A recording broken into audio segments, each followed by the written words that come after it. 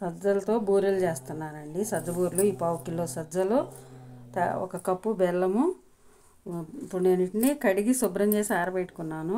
పిండి పడతాను ఇప్పుడు. నానబెట్టుకోవాలండి. పొద్దున్నే నానబెడితే సాయంత్రం చేసుకోవచ్చు. అట్లా నానబెట్టుకోవాలి. ఒక 5 గంటలు నానబెట్టుకోవాలి.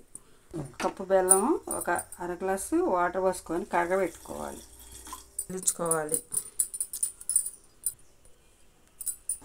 వేసుకోవాలండి దీంట్లో. కరిగితే చాలు. ఇలా అయిపోయింది. అంతా ఉప్పు వేసుకోవాలండి రుచి కోసం. 2 స్పూన్లు నెయ్యి కూడా వేసుకుంటే బాగుంటాయి. ఈ పాకం పోసుకొని నీళ్ళు కరగబెట్టిన నీళ్ళే పాకంగా. కరగబెట్టిన నీళ్ళే, పాకం అయితే కాదండి. పాకం చేసుకోకూడదు. కలుపుకోవాలండి. బాగా కలిపితే బూరెలు బొమ్ముతాయి మంచిగా.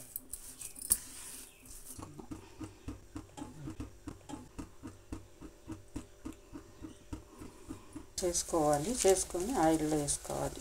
వచ్చిన తర్వాత వేసుకుంటే ఒకటి అది పొంగిన తర్వాత ఇంకోటి వేసుకోవాలి.